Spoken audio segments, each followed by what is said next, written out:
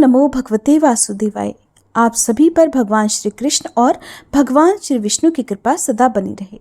उम्मीद है आपने इससे पहले का अध्याय सुन लिया होगा, जिसमें आपने जाना था कि किस प्रकार अधिमास ने रोते हुए बड़े खिन्न मन से अपने मन की सारी व्यथा भगवान से कही थी। अधिमास ने भगवान श्री कृष्ण से बड़े दुखी मन से कहा कि सभी मासों ने अधिमास को मलमास कहकर बड़ा निरादर किया है और सभी शुभ मांगलिक कार्यों से भी उसे वंचित कर दिया है। तब भगवान श्री कृष्ण ने जो भी कुछ अधिमास से कहा उसका वृतांत आप सभी आज सुनिए। श्री ब्रह्मा जी के मानस पुत्र देवर्षि नारद के पूछने पर नारायण भगवान अधिमास से जुड़ी हुई कथाएं सुना रहे हैं। अधिमास के बारे में जानकर देवर्षि नारद जी बोले, हे नारायण भगवान, हे महाभाग, हे तपोनिधे, इस प्रकार अधिमास के वचनों को सुनकर श्री हरि ने चरणों में पड़े हुए अधिमास से फिर क्या कहा ये भी बताइए। श्री नारायण बोले, हे पाप रहित हे नारद, जो हरि ने मलमास के प्रति कहा वह हम कहते हैं, सुनो। हे मुनिश्रेष्ठ, आप जो सत्कथा हमसे पूछ रहे हैं आप धन्य हैं। श्री कृष्ण बोले, हे अर्जुन, वैकुंठ का वृतांत हम तुम्हारे सम्मुख कहते हैं, सुनो। मलमास के मूर्छित हो जाने पर हरि के नेत्र से संकेत पाए हुए गरुड़ देव मूर्छित मलमास को अपने पंख से हवा करने लगे। हवा लगने पर मूर्छित अधिमास उठकर खड़ा हो गया और फिर बोला, हे विभो, मुझे कुछ भी अच्छा नहीं लग रहा, मुझे तो बस मरना है। हे जगत को उत्पन्न करने वाले हे विष्णु, हे जगतपते, मेरी रक्षा करो, रक्षा करो हे नाथ, मुझ शरण आए कि आज कैसी उपेक्षा आप कर रहे हैं। इस प्रकार कहकर कांपते हुए घड़ी घड़ी विलाप करते हुए अधिमास से वैकुंठ में रहने वाले ऋषिकेश श्रीहरि इस प्रकार बोले, उठो उठो वत्स, तुम्हारा कल्याण हो। हे निरीश्वर, तुम्हारा दुख मुझको दूर होता नहीं ज्ञात होता है। ऐसा कहकर प्रभु मन में सोचकर क्षण भर में कोई उपाय निश्चित करके फिर से अधिमास से बोले, हे वत्स, योगियों को भी जो दुर्लभ गोलोक है वहाँ मेरे साथ चलो, जहाँ भगवान श्री कृष्ण पुरुषोत्तम ईश्वर रहते हैं।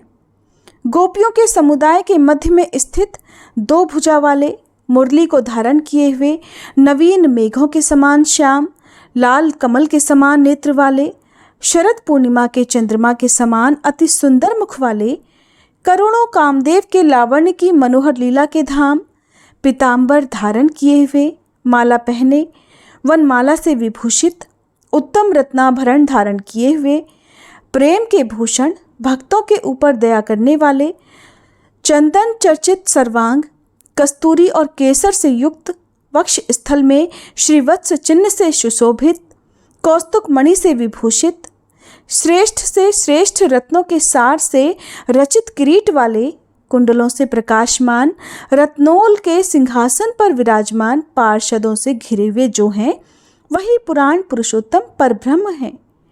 वे सर्वंतर स्वतंत्र हैं, ब्रह्मांड के बीच सबके आधार, परे से भी परे, निष्प्रह, निर्विकार, परिपूर्णतम, प्रभु माया से परे, सर्वशक्ति संपन्न, गुण रहित, नित्य शरीरी, ऐसे प्रभु जिस गोलोक में रहते हैं वहाँ हम दोनों ही चलते हैं, जहाँ श्री कृष्ण तुम्हारा दुख दूर करेंगे। श्री नारायण बोले, ऐसा कहकर अधिमास का हाथ पकड़कर हरि गोलोक को चले गए। हे मुने, जहाँ पहले के प्रलय के समय में वे अज्ञान रूप महाअंधकार को दूर करने वाले, ज्ञान रूप मार्ग को दिखाने वाले केवल ज्योति स्वरूप थे, जो ज्योति करोड़ों सूर्यों के समान प्रभा वाली, नित्य, असंख्य और विश्व की कारण थी, तथा उन स्वेच्छामय विभु की ही वह अतिरेक की चरम सीमा को प्राप्त थी, जिस ज्योति के अंदर ही मनोहर तीनों लोक विराजित हैं। हे मुने, उसके ऊपर अविनाशी ब्रह्म की तरह गोलोक विराजित है। 3 करोड़ योजन का चौतरफा जिसका विस्तार है और मंडलाकार जिसकी आकृति है, लहलहाता हुआ साक्षात मूर्तिमान तेज का स्वरूप है, जिसकी भूमि रत्नमय है, योगियों द्वारा स्वप्न में भी जो अदृश्य है लेकिन जो श्री विष्णु के भक्तों से गम्य और दृश्य है, ईश्वर ने योग द्वारा जिसे धारण कर रखा है, ऐसा उत्तम लोक अंतरिक्ष में स्थित है। आधि व्याधि, बुढ़ापा, मृत्यु, शोक, भय आदि से रहित है, श्रेष्ठ रत्नों से भूषित, असंख्य मकानों से शोभित है उस गोलोक के नीचे 50 करोड़ योजन के विस्तार के भीतर दाहिने बैकुंठ और बाएं उसी के समान मनोहर शिवलोक स्थित है। 1 करोड़ योजन विस्तार के मंडल का बैकुंठ शोभित है। वहां सुंदर पीतांबरधारी वैष्णव रहते हैं। उस वैकुंठ के रहने वाले शंख चक्र गदा पद्म धारण किए हुए श्री लक्ष्मी के सहित चतुर्भुज हैं। उस बैकुंठ में रहने वाली स्त्रियां बजते हुए नुपुर और करधनी धारण की हैं। सब लक्ष्मी जी के समान ही रूपवती हैं। गोलोक के बाईं तरफ जो शिवलोक है उसका करोड़ योजन विस्तार है और वह प्रलय शून्य है।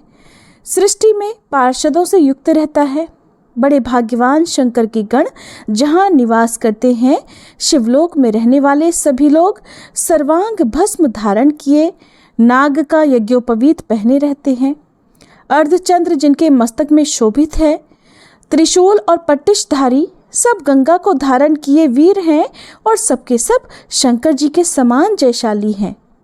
गोलोक के अंदर अति सुंदर एक ज्योति है। वह ज्योति परम आनंद देने वाली है और बराबर परमानंद का कारण है। योगी लोग बराबर योग द्वारा ज्ञान चक्षु से आनंदजनक निराकार और पर से भी पर उसी ज्योति का ध्यान करते हैं। उसी ज्योति के अंदर अत्यंत सुंदर एक रूप है जो कि नीलकमल के पत्तों के समान श्याम, लाल कमल के समान नेत्र वाले, करोड़ों शरद पूर्णिमा के चंद्रमा के समान शोभायमान मुख वाले, करोड़ों कामदेव के समान सौंदर्य की, लीला का सुंदर धाम 2 भुजा वाले, मुरली हाथ में लिए, मंद मंद हंसी से युक्त, पीतांबर धारण किए, श्री वत्स चिन्ह से शोभित वक्ष स्थल वाले, कौस्तुभ मणि से सुशोभित, करोड़ों उत्तम रत्नों से जटित, चमचमाते किरीट और कुंडलों को धारण किए, रत्नों के सिंहासन पर विराजमान, वनमाला से सुशोभित वही श्री कृष्ण नाम वाले पूर्ण परब्रह्म हैं। अपनी इच्छा से ही संसार को नचाने वाले, सबके मूल कारण, सबके आधार, पर से भी परे छोटी अवस्था वाले, निरंतर गोपवेश को धारण किए हुए, करोड़ों पूर्ण चंद्रों की शोभा से संयुक्त, भक्तों के ऊपर दया करने वाले, विकार रहित परिपूर्णतम स्वामी रास मंडप के बीच में बैठे हुए, शांत स्वरूप रास के स्वामी, मंगल स्वरूप, मंगल करने के योग्य, समस्त मंगलों के भी मंगल, कभी भी नाश न होने वाले विकार रहित, समस्त सिद्धों के स्वामी, गुण रहित, नित्य शरीरी आदि पुरुष अव्यक्त, अनेकों जिनके नाम हैं, अनेकों द्वारा स्तुति किए जाने वाले, नित्य अद्वितीय शांत स्वरूप, भक्तों को शांति देने में परायण, ऐसे परमात्मा के स्वरूप को शांति प्रिय, शांत और शांति परायण जो विष्णु भक्त हैं वे ध्यान करते हैं। इस प्रकार के स्वरूप वाले भगवान कहे जाने वाले वही एक आनंद कंद श्री कृष्ण चंद्र हैं। श्री नारायण बोले, ऐसा कहकर भगवान सत्व स्वरूप श्री विष्णु अधिमास को साथ लेकर शीघ्र ही परब्रह्म युक्त गोलोक में पहुंच गए। श्री सूत जी बोले, ऐसा कहकर सत्क्रिया को ग्रहण किए हुए नारायण मुनि के मौन हो जाने पर आनंद सागर पुरुषोत्तम से विविध प्रकार की नई कथाओं को सुनने की इच्छा रखने वाले नारद मुनि बड़ी उत्कंठा से बोले और नारद मुनि ने श्री नारायण से जो कुछ भी पूछा उसका वृतांत आप सभी अगले अध्याय में सुनिएगा। वीडियो अच्छी लगी हो तो लाइक करना मत भूलिएगा।